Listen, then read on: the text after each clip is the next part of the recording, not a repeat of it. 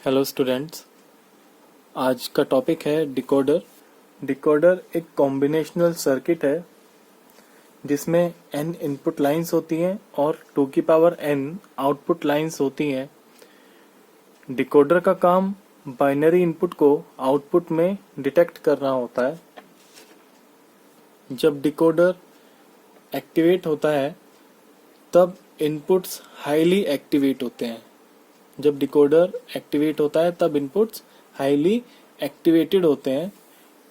Decoder को enable और disable करने के लिए एक इनेबल होता है। इनेबल एक इनपुट टाइप होता है जिसकी वैल्यू डिकोडर को एक्टिवेट या डीएक्टिवेट करने के काम आती है।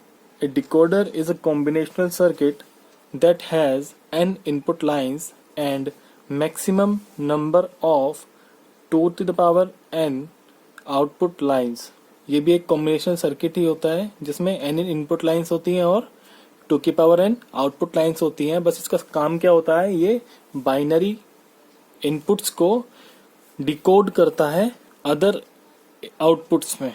एक ब्लॉक डायग्राम देखते हैं। 2 2 4 डिकोडर ले रहा हूं, इसका ब्लॉक डायग्राम देखते हैं। सिंपल है।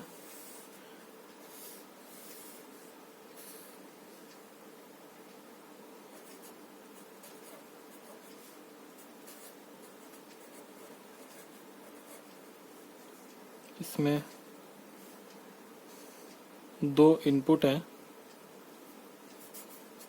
A0 और A1, और एक इनेबल लाइन है और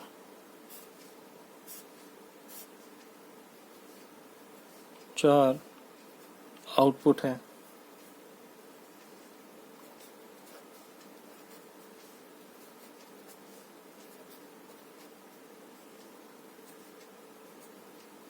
ये इनेबल लाइन क्या करती है, जब इसकी वैल्यू 0 होगी तो ये पूरा का पूरा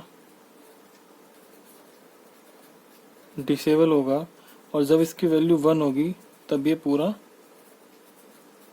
इनेबल हो जाएगा। मतलब कि जब तक इसकी वैल्यू 0 है तब तक इन दोनों वैल्यूज का कोई फायदा नहीं होगा, और जब इसकी वैल्यू 1 होगी तभी ये एक्टिवेट होगा और तभी जो इनपुट वैल्यूज है वो आउटपुट में चेंज हो पाएंगी।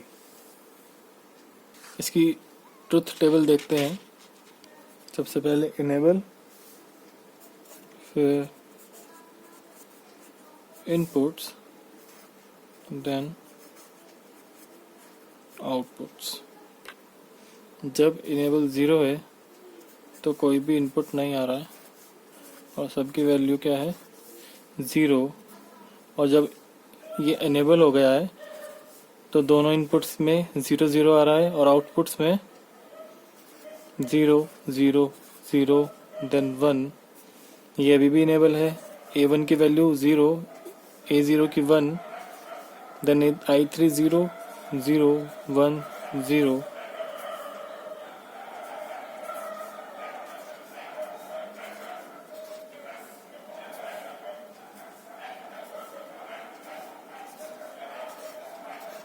ट्रुथ टेबल है 2 2 4 डिकोडर की। अब इसमें क्या है, जब इनेबल है पूरा डिकोडर तो वैल्यूज क्या क्या आ रही हैं, दो हमें पता है। जब 2 इनपुट्स होंगे तो ये वैल्यूज का कॉम्बिनेशन बनता है 0 0 0 1 1 0 और 1 1।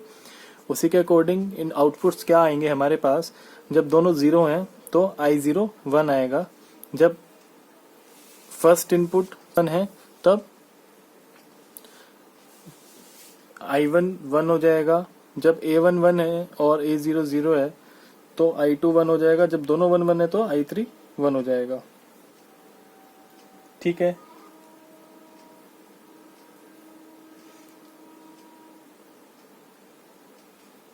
बुलियन फंक्शन की बात करें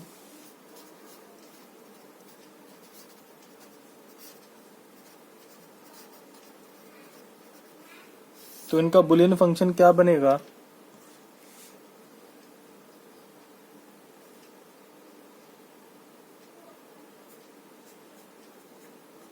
I3 के लिए E dot A1 dot A0, E2 के लिए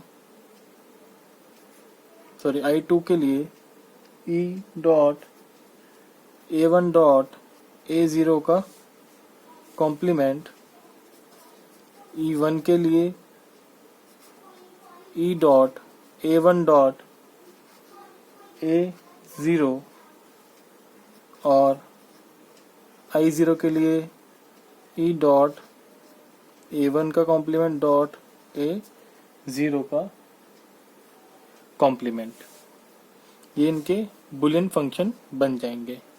अब इसके सर्किट की बात करते हैं। जैसा कि हमें पता है डॉट आए हैं बुलियन फंक्शन में, तो डॉट के लिए कौन सा गेट यूज करते हैं, क्योंकि 4 आउटपुट निकलेंगे तो हमें 4 एंड गेट बनाने पड़ेंगे। उसी के अकॉर्डिंग बुलियन फंक्शन में भी देखते रहिएगा साथ साथ।